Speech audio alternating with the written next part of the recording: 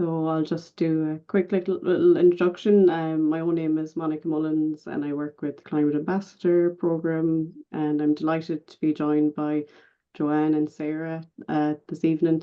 Really excited to hear your talks. So Joanne O'Brien is a Climate Ambassador this year, and Sarah Hegarty is a previous Climate Ambassador and a colleague of mine as well. So very excited to hear. And I'll tell you just a little bit about our two speakers. So Sarah Hegarty is a Green Schools Travel Officer, teaching about sustainable travel, climate action around County Clare. She has a degree in Freshwater and Marine Biology and a Master's in Conservation Behaviour. She's worked on a number of areas such as aquaria, fishery science, marine protected area research, and manta research as well. As a previous climate ambassador and regular CleanCoast beach cleans for over a decade, and then last year with two other An Taisce colleagues, she set up BannerGleo Liscannor Bay Association, which is a community group focused on coastal biodiversity and protection in the area. And Dr. Joanne O'Brien is a lecturer and researcher in marine mammal ecology and bioacoustics. She graduated with an honours degree in marine science from NUIG and then obtained her PhD from GMIT. Since 2004, she has conducted numerous offshore and inshore marine mammal visual and acoustic surveys aboard state research vessels. Her research interests include marine mammals, bioacoustics, the effects of anthropogenic noise, soundscapes, and habitat mapping. And additionally, she is actively involved in acoustic research across a range of freshwater and terrestrial species. So thank you both for joining as well. Okay, great. Let's have a look here. We'll try sharing.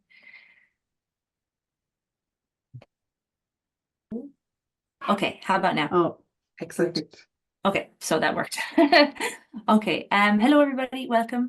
My name is Sarah Hegarty, as Monica introduced, and I'm just here to kind of share a little insight about, I suppose, the world of marine science, the various roles that you can do as a marine scientist, because there's a million different ways that you can be involved professionally and otherwise in the world of marine science. So just going to kind of give you a little bit of a history of the various areas I've dipped my toe in, and hopefully you'll enjoy it.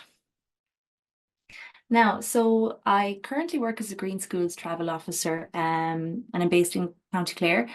So I work with Clare schools on active travel and sustainable travel, and I do have the privilege of getting to help out as a former climate ambassador as well, and with the CleanCoast project. So it's one big happy family. It's great. So years ago, I trained as a marine biologist in Galway. And I studied the Applied Freshwater and Marine Biology course, which was fairly new at the time. It was only a few years old. And actually, Joanne would have gotten her PhD the year that I got my undergrad degree, which is fantastic to see. We were all in awe of her, and it was really nice to see that. So I graduated in 2010. And straight after that, I was accepted onto an internship with the Marine Institute. So for anyone who might not know, the Marine Institute is kind of one of our main kind of marine and fisheries science-based institute. And it is kind of a really good place to work as a marine scientist if you're into a lot of microbiology research, genetic research, pollution. There's a whole myriad of subjects that are covered working with the Marine Institute. But for me, I was doing a fisheries internship. So it brought me down to County Waterford, to Dunmore East for 6 months. And down here, I was working as a fisheries port sampler, which was right there where the fish were coming off of the fishing boats. And the whole idea was we were collecting data of the fish, which would contribute towards what we understood about fish stocks around Irish waters.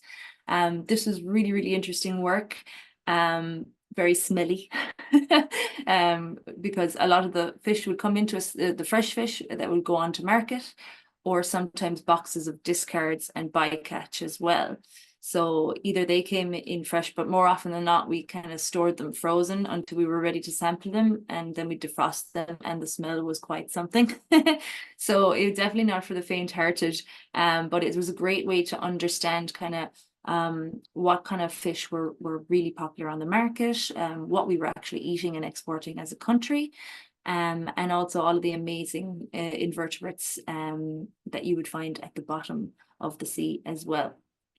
So we would spend our days measuring fish length, weight, sex, whether they were male or female, and the age. So we take out the little otolith, it's a little bone in the ear that kind of, it looks like tiny little tree rings, and it's used for aging fish. So this is really, really simple information, but it actually teaches us a lot about how old the stock of fish is. So we can see whether they're actually bringing more young into the stock, and that the fishing stock and the fish itself is healthy. So I really, really enjoyed that. I even got to go on the one of the research vessels, the Celtic Explorer, for one of their 2-week groundfish surveys.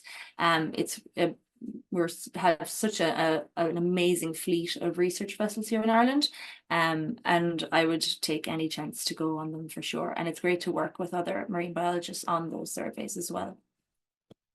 So once I was finished the internship, I took up a job at Dingle Ocean World in Kerry. So here's me with one of the penguins that became some of my best friends when I was there. I was there for 3 years as the head aquarist, which is essentially the kind of the head animal keeper. And it was my responsibility to kind of look after all aspects of animal welfare, as well as dealing with visitors who came in who had lots of questions, and kind of education and raising awareness about the conservation of these animals in the wild. So I can honestly say that I think this is one of the hardest jobs I did, because there's just so much in it. And for any budding marine biologist, it is a great job to do, because it's a very steep learning curve. You learn a lot about various kind of species of fish and different animals, depending on the aquarium you might work at. So the concept is when you look after an animal in captivity, no matter what it is, that you have to obey the kind of the 5 freedoms of animals in your care: freedom from hunger and thirst, from discomfort, pain, injury, or disease, to be allowed to express their normal behavior, and freedom from fear and distress. And this is important, from the biggest shark down to the smallest little guppy. So working at the aquarium was an extremely busy day. Every minute of the day was all laid out strategically and to the letter. And a lot of what you see in an aquarium is, the glass and the beautiful fish behind, but there's a lot more going on behind the scenes. One of the main things is the life support system. So you'll see there in the picture in the top, there's this network of pipes and pumps and filters.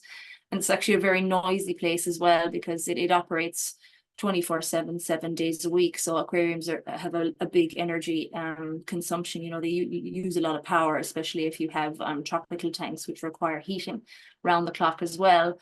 And these life support systems are really important for when you have any exhibit in an aquarium. Each of the tanks is tailored to the specific exhibit and the type of animals that you would have. So you might have some fish that would like to be in 24 degrees water, and others that would like to be in 21 degrees water. And you have to be very, very careful that you maintain those very strictly. Nutrition and diet: every species might have different diet requirements, different vitamin requirements, maybe even some supplement requirements. We have Hugh, who's still at the aquarium. Actually, he's the oldest penguin there, and I think he's 34 now years old. So he takes medicine for his arthritis as well, so it's really, you have to be very, very strict with nutrition as well. Veterinary duties sometimes, we did have great vets on hand as well whenever we needed them, which was rarely, thankfully. Even when it comes to actually deciding what, a new fish that you might have in the aquarium, you have to understand and know the fish that you want to display in the aquarium very well, whether they're schooling fish, whether they're solitary fish, whether they like coral reefs or rocky. You have to get it right first time.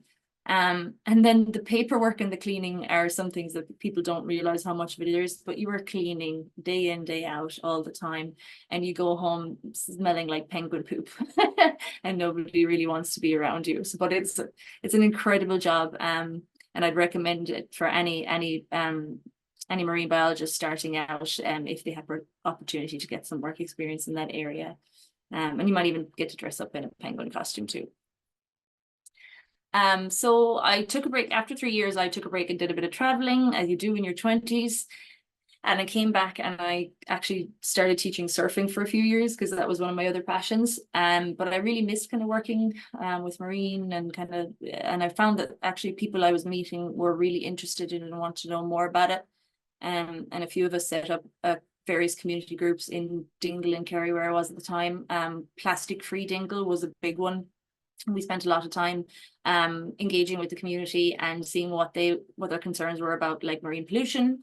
We ran really good beach cleans. We even created our very own coffee cup, which was all the rage at the time, called the Dingle Cup On. We sold 500 of them just in the town alone. It was a big success. And during that time, I did sign up for the first Climate Ambassador program in 2018, which was great. And it just allowed me to get to know people in that community a lot better through the program, get involved with different climate initiatives around kind of what the town already did. So things like their St. Patrick's Day parade, we got involved with the parade with the theme of climate. With the food festival, we approached people about their recycling, food miles, their choices, and how they interacted with the food that was on offer for that really, really big festival. And what I found was the bonds you create in these community groups is probably one of the best things and the things you hold on to the longest. And that information then spreads very quickly into the community, and you all kind of become part of the ethos of what you're trying to achieve. And the thing with, if you're working in a community group, if you're joining your local teddy towns, or if you're setting up your own group, is to think really big, because one of the things we managed to do is actually to get Sir Jeremy Irons to come and talk to everybody one day, after he released a documentary about the issue with kind of waste and overconsumption and plastic. And everyone was super surprised. They didn't think we'd be able to get an Oscar nominated, yeah, actor to come and speak. And we did. And I would say, always think big, and you never know what you can achieve. So yeah, this year, myself and a few others from An Taisce and who live near me in Liscannor Bay, we came together to set up a new community group focused on coastal biodiversity and concerns called BannerGleo. And we just recently got our first funding to carry out baseline ecology kind of habitat mapping. So we're very excited about that, and we're kind of building the group at the moment, and we're finding that we have loads of interest and loads of people wanting to get involved, and also other skilled people coming out of the woodwork that we would have never met before. So we're expecting really good things for the years to come. So going back a little bit now to 2021, and I'd moved back home to Clare, and I was kind of thinking, okay, what are the next steps? And then the pandemic happened and it kind of forced me to kind of reevaluate how am I going to fill my time? Where do I want to be? When things like that happen, kind of reevaluate things. So I said, I really want to go back, and I really want to study again. And I really want to build my skills and see what new technologies and everything are out there. And lovely Joanne was one of my lecturers on that course. And after, I think, my first class in bioacoustics with her, I thought, oh my God, what have I done? It was like my brain had just been dormant for so long. But she was a fantastic lecturer herself, and Martin, and I learned so much in those 9 months, whether it's like new technologies in statistics, in digital mapping, in bioacoustic monitoring. It was just a wonderful course. And I got a paper together, did a study, which is great because I got to use open data, because obviously with the pandemic, I wasn't able to go out and collect my own data. So I learned a lot. And that picture there is of my magic 8-ball. And I had asked it, was I going to get a distinction? And it said, without a doubt. And I was like, okay. But it was barely. But it was great. And I was so chuffed to have that master's, because I would have never considered myself that academic in the past. And this kind of really refilled the tank of motivation that I had to get back into the world of marine science. And from there, I was lucky enough to be offered a role with Birdwatch Ireland, who were undertaking kind of a group study involving several other NGOs, including the Irish Whale and Dolphin Group, the Irish Wildlife Trust, the Sustainable Water Network. And we all came together to do a study kind of looking at what data and what research already existed and how we could compile that and bring it all together, and maybe paint a little picture about what we need to do for marine protected area around Ireland. So everyone says, oh, you must know so much about seabirds. When I started the job, and I was like, I know very little about seabirds. But what I do know is some level of data analysis, and I loved making the maps after being taught so well by Joanne and Martin. And so as you can see, you can turn a fairly daunting and very confusing table of information. Eventually, when you work with it and you do different things with it, you can come out with a map that'll show you, okay, these are maybe areas that we need to look at that may be valuable to marine ecology and valuable to us as a country as well, because we do have that target where Ireland are trying to reach 30% protection for our marine areas, and this is just one very, very vague and very basic visualization of where we could be looking at for protection as we go forward. I really enjoyed this project. It was extremely difficult, it was full on, and it was well worth it, even just raising awareness about the need for more marine protection. And it culminated in the production of this report, Revitalising Our Seas, and the formation of the campaign group, Fair Seas, who are continuing to do fantastic advocacy work and awareness raising around the issue. And unfortunately, we are still waiting for key legislation, but it's great to see that Fair Seas and the groups, the environmental pillar that it represents, are working tirelessly behind the scenes. Now, so this is the fun part. This is my working holiday to the Philippines a couple of summers ago. So when my contract was finished with Birdwatch, it was just coming to the start of the summer of 2022. And I just wanted to go traveling again and kind of see what was out there in various ecosystems. And I'd never been to Southeast Asia, and I was really getting into scuba diving. And I was like, what can I do that will be both fun and productive and can contribute to something that I could really, really love. And so I went over to Lamave in the Philippines. I actually got the name of this group from another Irish guy who'd gone over and done an internship with them. I was on a webinar and I saw that he had been there, and I was like, oh, that sounds really good. And I went over there to experience it myself. So I spent 2 months studying manta ray. These beautiful, extremely large, like floating blankets under the water. They are so majestic and so peaceful and docile. And there's actually very little known about them over in Southeast Asia. So we would, I'll show you now. We would go under the water every day. We had the tiny boat. We would have several GoPro cameras that we had in these casings with big batteries inside. And we would set the camera up near what's called a cleaning station. As you see there, it's a chunk of reef where little cleaner fish will hang out. And every day the manta rays will come and float over the cleaning station, and the little cleaner fish will actually pick all the parasites off them. It's basically like them coming to brush their teeth in the morning. And it keeps them nice and clean. And they would do this religiously. And then they would go off again, and we didn't know where they went. We never saw them feeding in that area because they only just came there for this one purpose.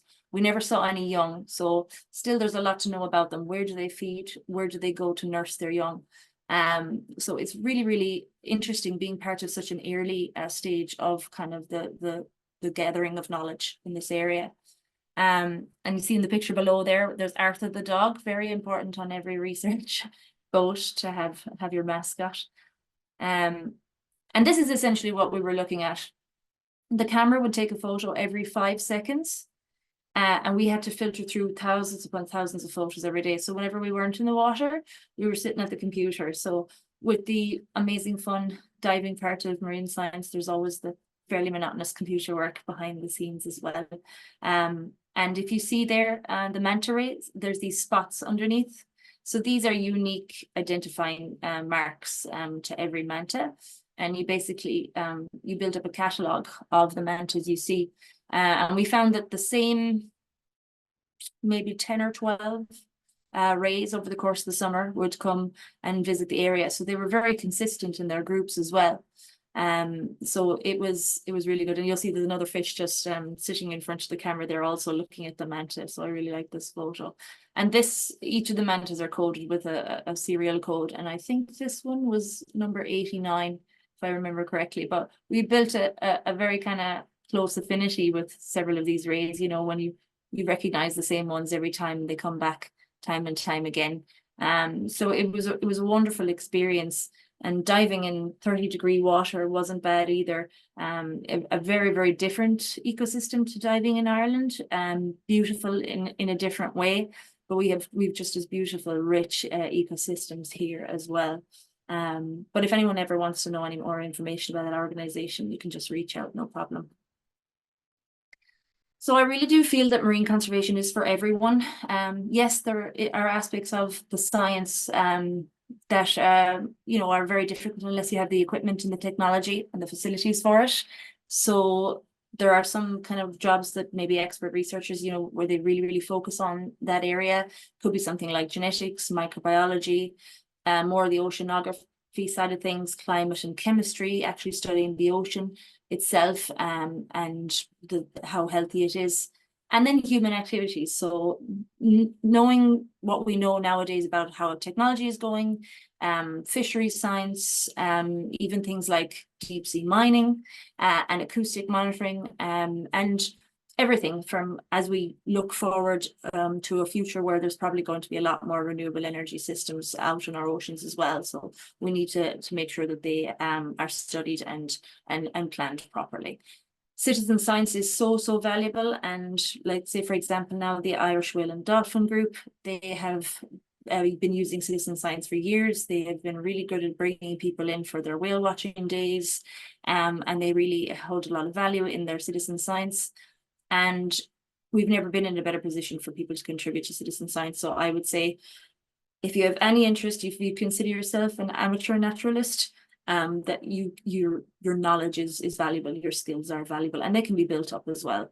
And then in our way, you know, conservationists, anyone who cares for the sea and who does their part, you are contributing massively. So whether it's choosing to not buy so many plastic items, participating in cleanups, just code of conduct. So we see with the basking shark sightings now, keeping your distance, people keeping our distance from delicate birds on islands as well. This is all having a positive effect. So we want, you know, and then our sustainable seafood choices as well, making sure that how we kind of behave in everyday life, that we are doing good rather than harm. So it's really important to know that you are making a difference in your own little way. I would like to tell everyone to just be inspired. Surround yourself with people who you can learn from and be inspired by. Just here in Clare alone, there's so many people around me who are passionate about research and education. Here's just a few. Cormac McGinley. If anyone wants to follow these people, they absolutely should, for information and just a world of knowledge. Cormac knows everything from the tiniest fossils all the way up to the seabirds, you know. He's wonderful. Simon Barrow and all of his crew down in the Whale and Dolphin Group, they've been exemplary in terms of marine mammal research, because they've got the longest running kind of consistent study of marine mammals, and it's fantastic to see all the work that they do. And Kenneth Sullivan, if you've seen him on TV and read about him, he does beautiful videography about marine mammals and sea life as well. So those are just a couple.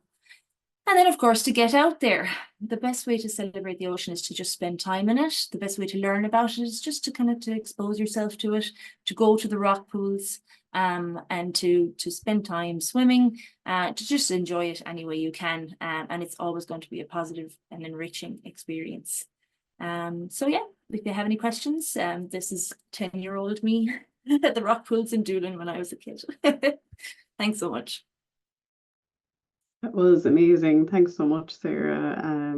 Really, really interesting talk as well. And it's cool to see the interest started at a young age too. It's a classic picture. Just gonna check the Q&A there and allow people.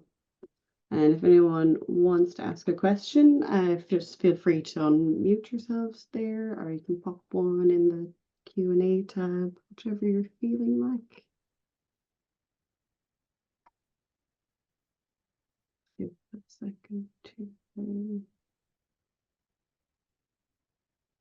Well, if no one else will, I have to ask, when you're doing the manta ray research, like, was it a photo every 5 seconds? Something Yeah, like a that? photo every 5 seconds. Yeah. So it was set so that obviously it would only start taking the photos when there was enough daylight coming through the water, but it was hours and hours of footage. Eventually you get a knack for filtering out the ones where there definitely wasn't any sightings, but it still was a very, very tedious job. And adding to that, the little village that we were living in the Philippines only had 4 hours of main grade electricity. And the rest was solar. So we would struggle on really rainy monsoony days when there wasn't much sun. And generally sometimes we had to actually stop work completely just because there wasn't enough power to power our laptops and also charge the GoPro batteries again for the next dive. So yeah, it was always a juggle, and we were always under pressure. But yeah, we would just put on the Spotify playlist and just the fan because it's always really warm, and then we just start going through it. And yeah, it was almost very just like there was something kind of therapeutic about the tediousness of it. Yeah, it was Oh, I great. have to ask, like, was that all from memory, or did you have a software or something to kind of aid, like, going through those um photos? Eventually from memory, because there was always kind of just those kind of 10 or 12 Mm. that would kind of come around, and you could kind of easily just go, oh yeah, that's 47, that's 56, that's 89. But then there was sometimes when the water visibility wasn't so good, and those were really tough days because you'd be kind of like really straining your eyes or trying to clear up the photo and get that shot, the positive ID shots. And then we had a reference guide as well for whenever we spotted a new one. Generally, there was only in the summer there was only 2 rays that hadn't been logged previously in another part of the Philippines. So yeah, we did have 2 new encounters, which was great. Yeah. Really amazing as well. Oh, I see a question here.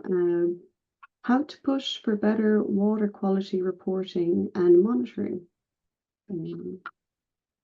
Water quality and reporting. Yeah, we're having a big issue with that now in Liscannor Bay. It's been ongoing for a few years. And yeah, if you know anything about kind of microbiology and water testing, it's a slow process. And in a way, I kind of wish that I wish the technology would kind of maybe try and catch up with the urgency that we're experiencing and kind of being able to respond to poor water quality.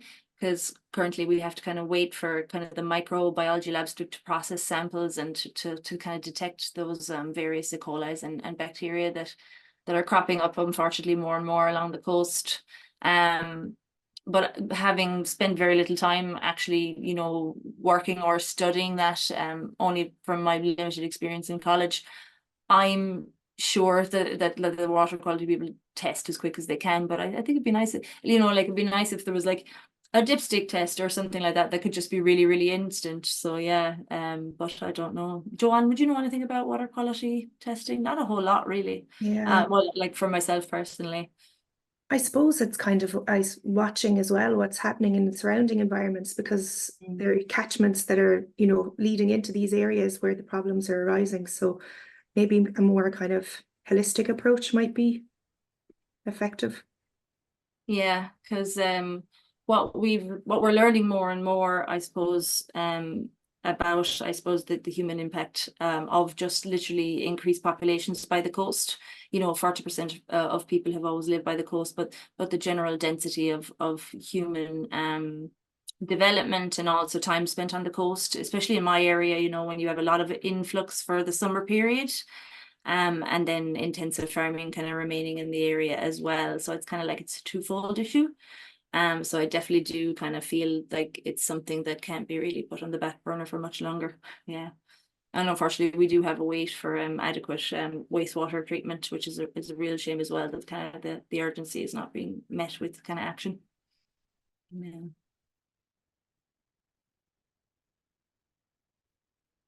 Excellent. So I hope that answered your question, and it's I think you're both right. Like either a more holistic approach or more a push for citizen science projects with water quality for people to get involved with as well. I know some tidy towns do a little bit at their local waterways too, so that could be an option to join a community group as well.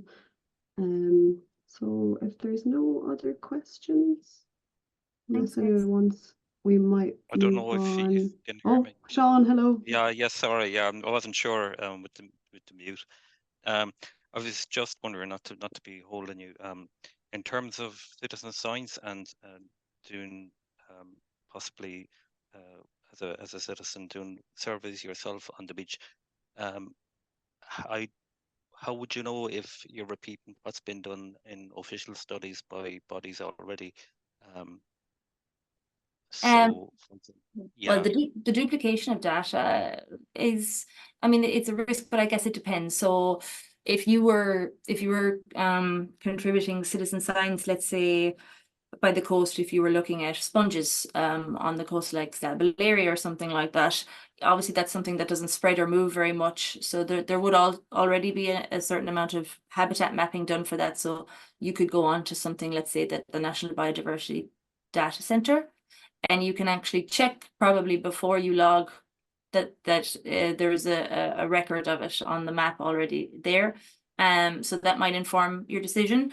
Or it could in fact be the case that you might think that the certain thing has spread, has moved, and that way, like say for example, though, if it was something larger like a seal spotted somewhere, and if you log the sighting and with a photo again through the National Biodiversity Data Centre, if they receive several other similar identical kind of sightings, they will be able to make the informed decision that that was probably the same seal.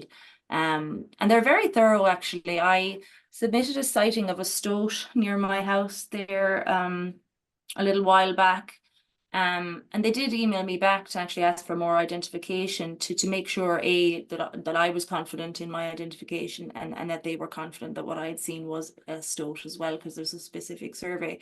So no, I do feel like there's a lot of people you'll never see, the people behind the scenes who are really, really good at what they do, and they will check these things, and they will be very good at deciding when something is duplicated, or maybe it's just extra information that they can be, that could be very useful as well. Okay, thanks very much. And also repeating in records is totally good, because it's great to record an area, but as they call it, the spatiotemporal recording, so it's like year after year, if you get that consistency, that's really, really good, strong data. Okay, thanks. No worries. Great, thanks, Sean. So might move on to Joanne's presentation. Perfect. Now. Hopefully it'll share this time.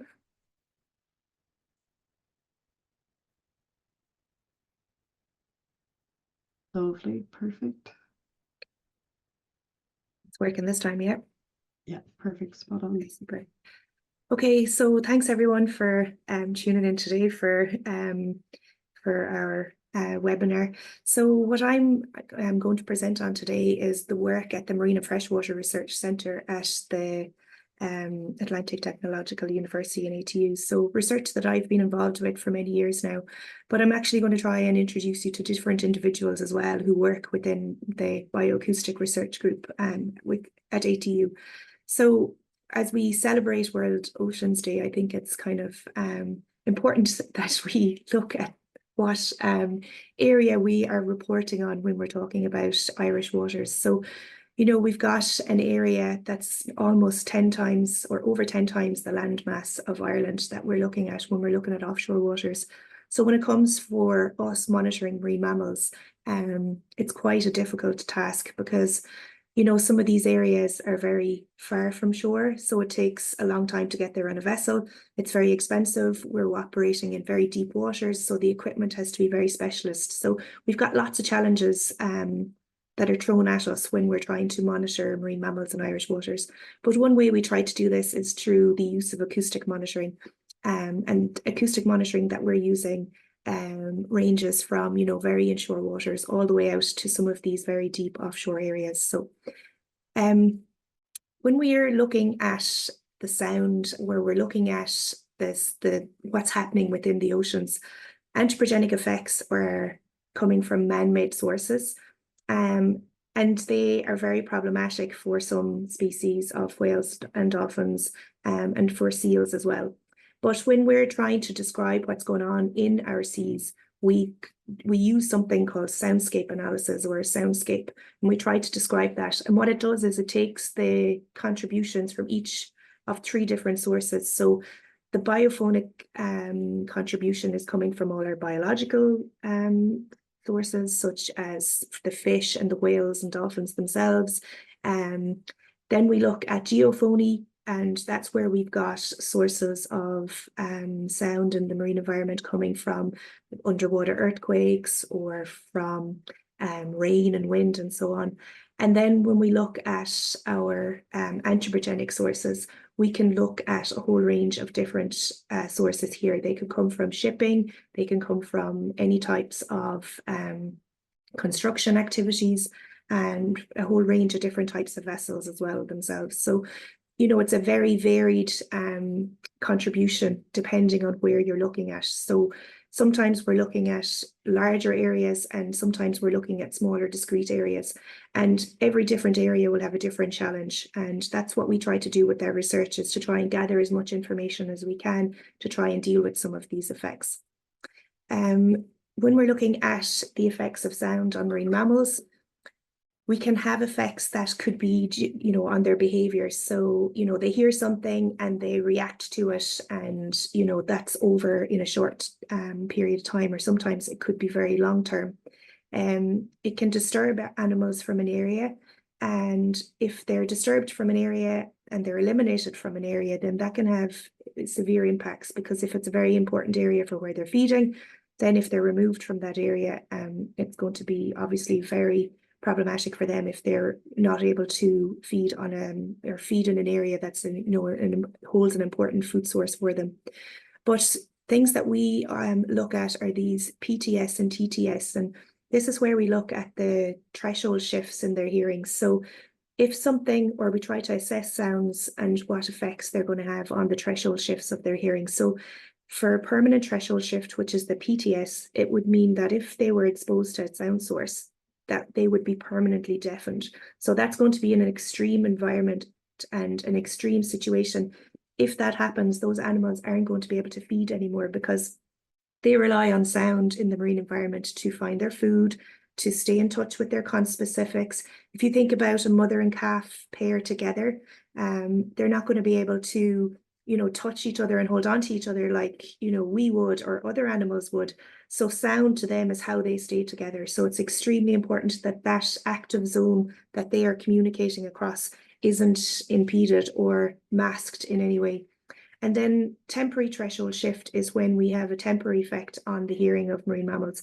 And this could be if they're exposed to a very loud noise and then, you know, they start to recover afterwards. A bit like us, if we're exposed to, you know, if you're at a concert and you're exposed to very loud music, you might have temporary threshold shift for a few hours, but you will recover. So, you know, they're the kind of types of effects that we're looking at when we're talking about the effects of marine, or the effects of noise on marine mammals. So what I'm going to do is I've picked 5 or 6 different projects just to kind of showcase some of the work that we've done within ATU and how we try to gather as much information in particular areas as possible, and then how we might, you know, disseminate that information or interpret that information for the conservation of whales and dolphins in Irish waters. So some of the projects that we've been involved in was, the first one I'm going to talk about is Observe Acoustic, and this was a state-funded project. So it would have been the Department of Housing, Local Government and Heritage is what they're called now. They had different names when we were back carrying out this project in 2015 and 2016, and also the Department of the Environment, Climate and Communications. So this work was carried out then because they wanted to have as much information as possible when oil and gas exploration licenses were being applied for. So we had these 4 different areas that we had to carry out our research in. The first one and two were carried out in 2015, and 3 and 4 were carried out in 2016. This map here then just shows the different locations where we deployed our static equipment. So this is where we went out, put equipment in the water, and we left them there for long periods of time. And then this final map just shows you some zigzag lines where we would have gone out on vessels and done some very dedicated passive acoustic monitoring surveys from the state research vessel, from sailing vessels. We had quite an array of vessels used as part of this. So this is the type of equipment that we put in the water. There's a it looks very plastic in this, but inside that housing, there's a glass sphere, and that equipment, under the yellow piece of kind of fibrous material there as well, there's a hydrophone. That material is just put over the hydrophone so that we don't have lots of flow noise hitting off the hydrophone. But that glass sphere was deployed down to depths sometimes of close to 2,000 meters. So they're the kind of extremes that we're operating in. And these are the types of moorings that we would have to put down. And some of the techniques that we were using were these acoustic releases. So this would go onto the seabed, and it was kind of coming up into the water column for about 30 meters off the seabed. When we'd go back after 6 months or however long we were leaving things out for, we'd send a code down to these acoustic releases that are close to the clump chain at the bottom, and one of those would release, and because of all the flotation up along that array, that would come to the surface and we'd be able to retrieve our equipment. So it was a really useful way to deploy in these offshore areas. And some of these areas where, a lot of pair trawling and stuff would occur. So that's why we tried to get the equipment down deep so that we wouldn't have issues with that. So then just to show you some of the types of information we'd get, like these locations were very far offshore. If we to rely on vessels to go out into this area, we're going to be hugely impeded by weather, because obviously on the west coast of Ireland, we don't have that many nice days or non-windy days. But we also have, the cost of some of these vessels to go out into these offshore areas would be extremely expensive. So by putting this equipment out there, we could get huge amount of information. So for fin whales in offshore waters, we pulled out information like this, where we had over 174,000 calls across the locations between 2015 and 2016.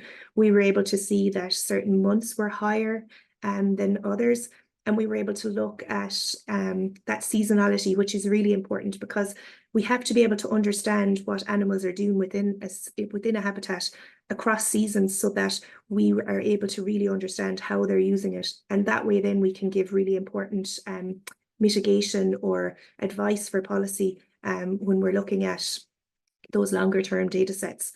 So then I think these maps might be a little bit easier to understand, but you can see on the maps there that there's, dots that are bigger or smaller, and that's we were able to do that based on the number of calls from each of those sites. So you could see some sites were more important across each of these seasons. So we have spring, summer and autumn presented here, and you could see that autumn was extremely important offshore, especially in those northern sites for fin whales. And this is not something that we would possibly know if we were relying on visual monitoring alone. And then another key thing here is looking at the day versus night. Obviously, we're only going to be able to do visual observations during the daytime, but actually, they're just as active during the nighttime. So at least we're able to find out information there across the board when we do the bioacoustic monitoring. The second project I was going to highlight is Sea Monitor. So this was another large project that we carried out within ATU. Morgan Pommier was the PhD student on this project, and she has since finished the PhD and is still based at ATU doing a postdoc. But Sea Monitor was an Interreg funded project. We had a number of partners across Ireland, Scotland, Northern Ireland. We worked very closely with the Lochs Agency because they were the project leads, but also the Marine Institute, because we put down an array across the Malin Shelf. So just here you can see we had an array across the Malin Shelf from Malin Head over to Islay in Scotland. The Marine Institute put down a whole, and the Lochs Agency would have put down this array to look at the detection of fish tags. So we piggybacked on this and we put down acoustic devices to monitor for marine mammals and to record information about noise or the soundscape that I talked about earlier on. So they're the two different types of devices that we used. We used sound traps and we used C-pods. C-pods are click detectors, so they pick up all of the information about when odontocetes are echolocating, whereas when we put down sound traps, we can record information about the soundscape, but we can also record whistles, and we can go down to a very low frequency where we could record baleen whales as well. So we were recording the whole suite of all cetacean species that could possibly be in this area. You can see over on the other side there is the mooring array that we used here.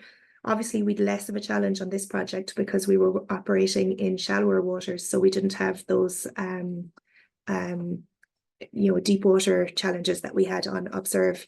So C-pods would record continuously, and we had duty cycles set on our sound traps, so they would only come on for 20 minutes of every hour. So what were we able to say about the area from the acoustic data? We were able to look at the presence and absence of whales and dolphins, and we were able to look at it from a coastal and offshore area. So we had between 78 to 92% of days that we had cetaceans present, and these were very specific for harbour porpoises. The whole reason of deploying the equipment in this area was to look at how important the area was for harbour porpoises, so that we could highlight whether it might be suitable for MPA designation. So just what Sarah had talked about a little bit earlier, but we like to be able to look at this presence then over various different temporal, so through time, looking at it through seasons, and then try to correlate it with oceanographic parameters. So this was a big part. This is what Morgan's PhD was focused on. So we have a lot of results available from this project, and a lot of them are being published at the moment. So we will have a lot of recommendations to be able to make from this project. And another thing that we did was we deployed our equipment on the Marine Institute's Slocum gliders. So these gliders will be able to go out, and they move around, and they can gather information on oceanographic parameters. They can gather information depending on what sensors they have on board. They can gather a whole range of information. So we tried to put our sound trap on the back of one of these, and off it went for a survey for X amount of days, and they had moved around. You can see it moving there on the map. It moved on that track for one particular survey, and then the next survey it didn't do quite as exact as the previous one. But what it shows is that actually we don't need to go out on vessels if we can piggyback on equipment like this. So as we talk about the effects of climate change, and we're always trying to reduce our carbon footprint, we're always trying to do that as well with regards to the type of the type of monitoring and research that we do. And this is one way that we can do this, where we can start to be less reliant on the big vessel surveys and try and use these types of equipment that can go out and gather just as good data sets for us. So that was the first time this had been tried, and so this was a huge part of this project, and Morgan's currently trying to publish this chapter as well as part of that project. So a project that we're currently working on now, and this one is up and running in ATU at the moment, it's called Straits. Maria Perez Tadeo is the project manager on this project, and she previously did her PhD with us in ATU, and she was looking at seal acoustics. But Straits is the strategic infrastructure for improved animal tracking in European seas, and we've got partners all across Europe on this project. So we're working very closely with all of these partners, because we are responsible for monitoring marine mammals at each of the locations, and so we have to also report on soundscape across the European Union as part of this project. So what we have done so far, the project started in 2023. It runs to 2027, and we currently have equipment out in the Straits of Gibraltar, the Dardanelles Straits in Turkey, the Danish Straits, and up off the North Channel again, off Ireland and Scotland. So this is where we will hopefully be able to, inform policymakers on the different types of soundscape that we have across Europe and identify some of the key threats and issues that will be coming down the line. And especially for us in Irish waters, ocean energy development is going to be one of those key noise sources in our offshore waters. So it'll be really interesting to have data from other areas as well to be able to, look at this a little bit closer. Another project that we have is on harbour porpoises in Dublin Bay. Celia Kutstra is our PhD project, our PhD student on this project. Celia is a past Inversea student. She wasn't based at ATU, but she started with us on this project now. So basically what we're doing here is looking at a long-term data set that we have collected, so the Irish Whale and Dolphin Group and Dublin Port, and this is funded by Dublin Port.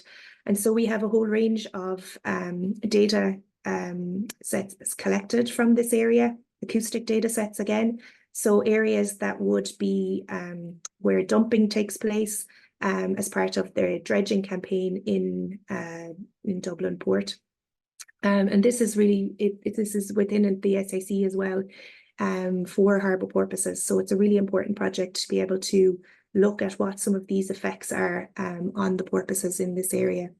And then obviously be able to make recommendations and to be able to look at, policy decisions for the future as well within these SACs, and to make sure that these porpoises are protected into the future. Another project that we have is with was on grey seals. So this is where we had the Sea Monitor.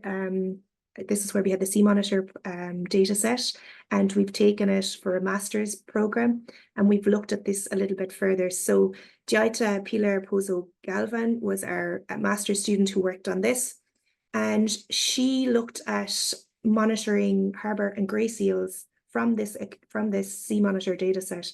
And it was the first study to report harbour and grey seals in grey seal vocalizations in offshore Irish waters. And she has published this research now and is planning to take this research further into a PhD also at ATU. And so what the plan is next is to take the data sets from Observe, from Sea Monitor again, but also from the Straits project, and to really dive into this further to see how we can improve the use of bioacoustics for monitoring seals in offshore waters, but also then to look at what types of patterns we can find in there. So, can we identify why they're occurring in certain areas? Is it due to oceanographic parameters, and look at some of these predictors? But also one of the things that's really important to do is look at the automated detection. So Giaita, when she was doing part of her master's project, it was a lot of time having to sit and annotate data. So we want to try and improve on that and look at automated detection. So that's going to be a huge part of this project.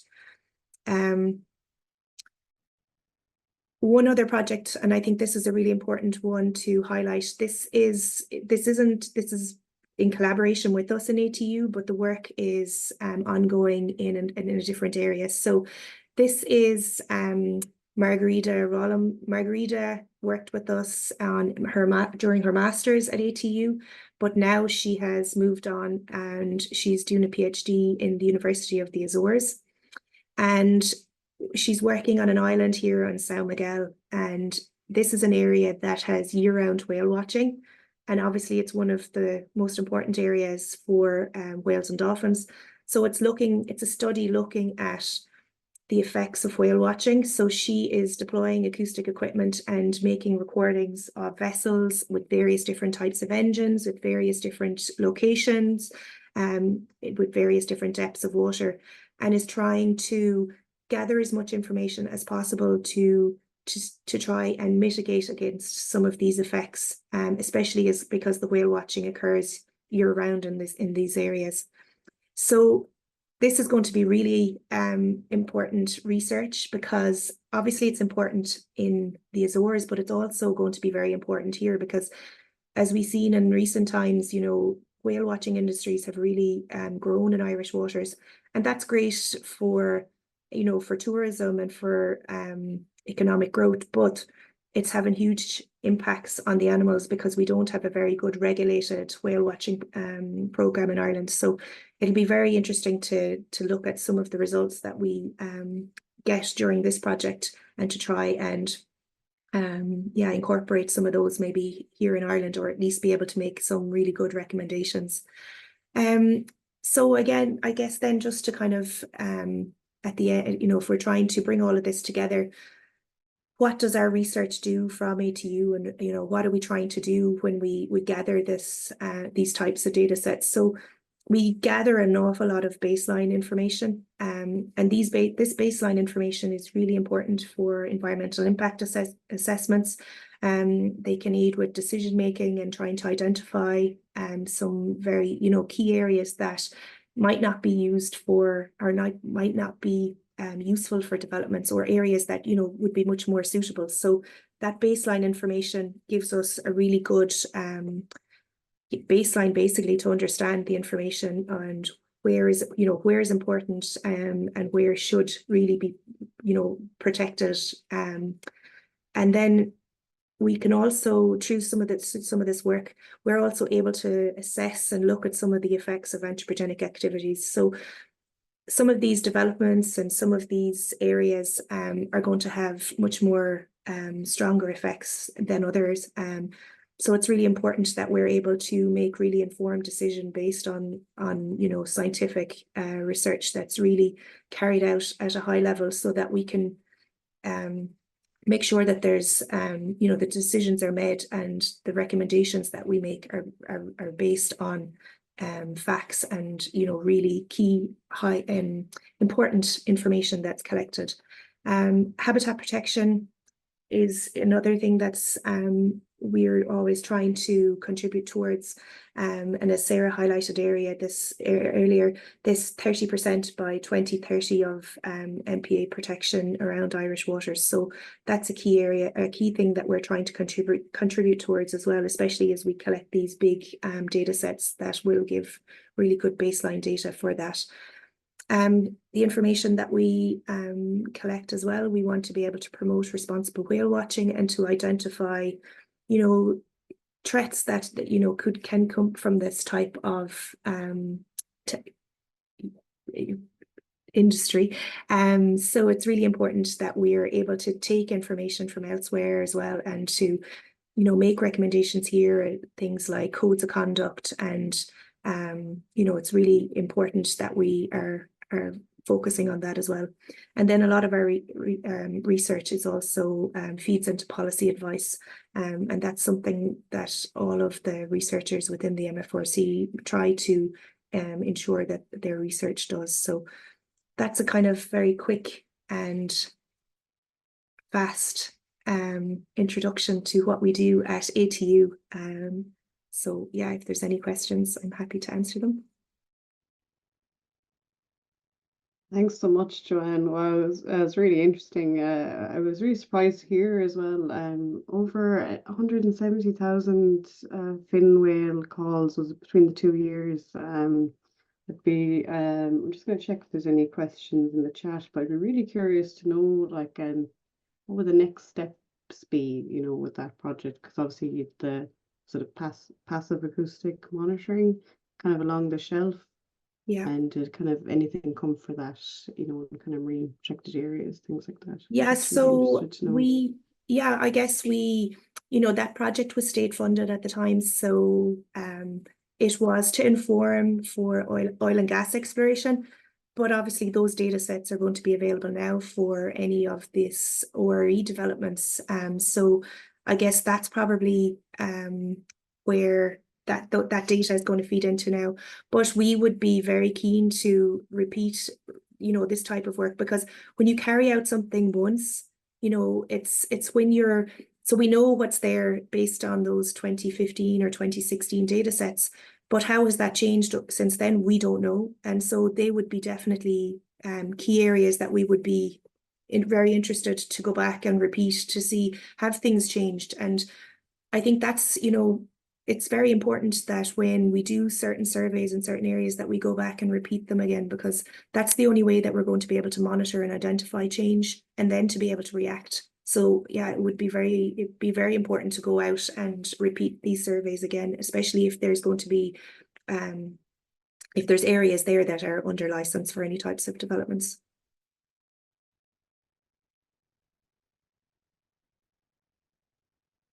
Can I ask a question, Joanne, actually? Yeah.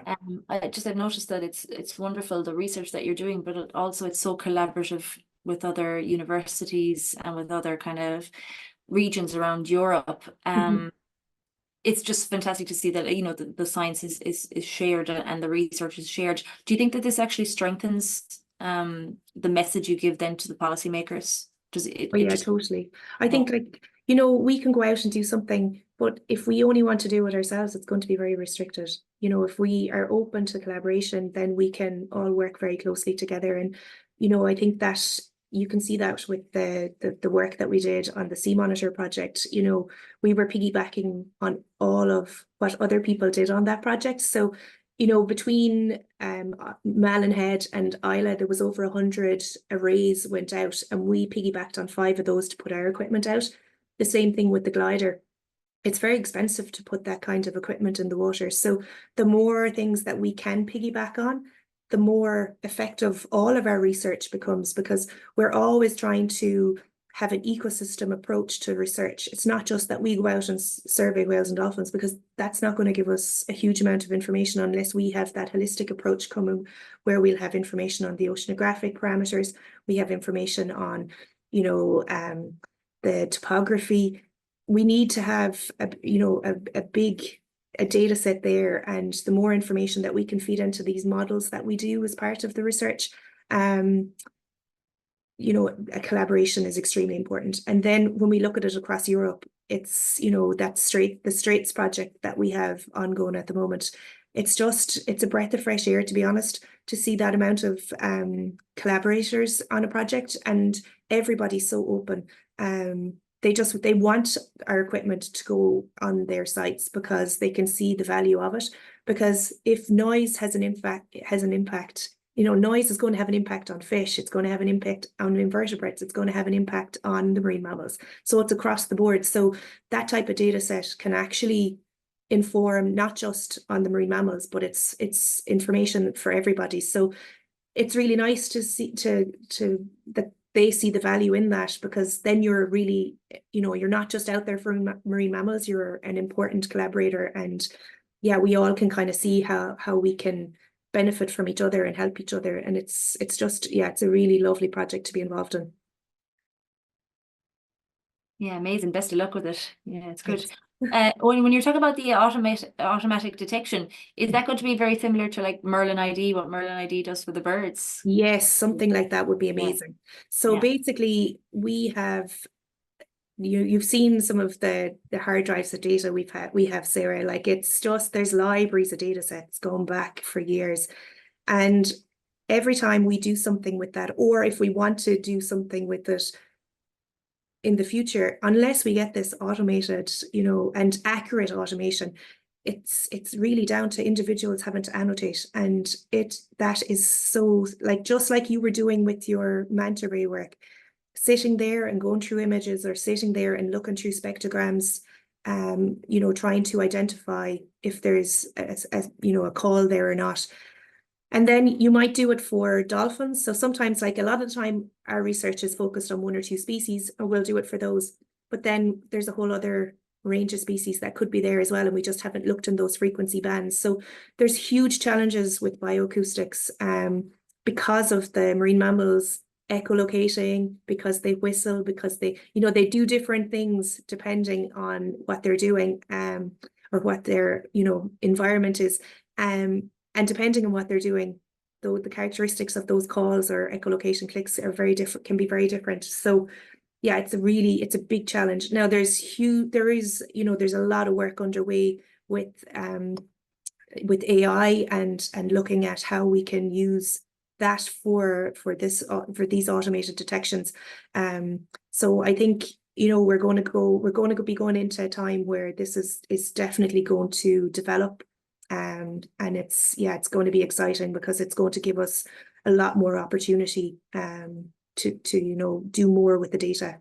And that's the thing, like when you put this equipment in the water, you want to do as much as possible with it. So I think that's a really nice thing to show, where under the Sea Monitor dataset, we were very much focused for Sea Monitor, and for Morgan's PhD, we were very much focused with harbour porpoises and dolphins.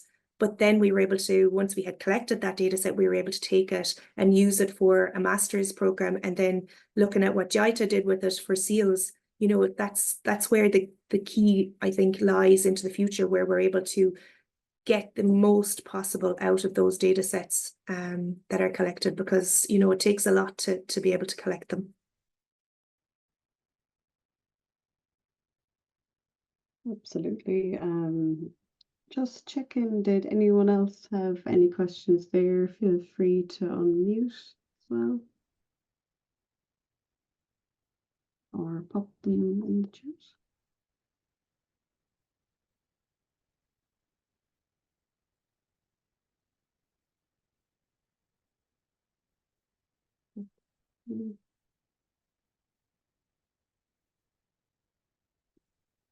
No, I think that's it for now. I am just conscious of time, but what I can do is pop my email into the chat there, and you might have got an email from me already. And if you do have any more questions, I can forward them on to Sarah and Joanne. But I just wanted to thank everyone for joining in, and especially our two speakers. It was amazing to hear, about your varied backgrounds as well, and there's kind of very different career paths into working in climate action and coastal biodiversity as well, and with marine mammal ecology. And just to thank everyone, and we'll have a recording of this if anyone wants to watch it back, and feel free to share with your networks as well. Thanks, Monica. It was great. Thanks, Monica. Thanks, everyone. Thanks so much. Thanks, everyone. Bye, everyone. Thank you very much. Thanks a lot. Thanks.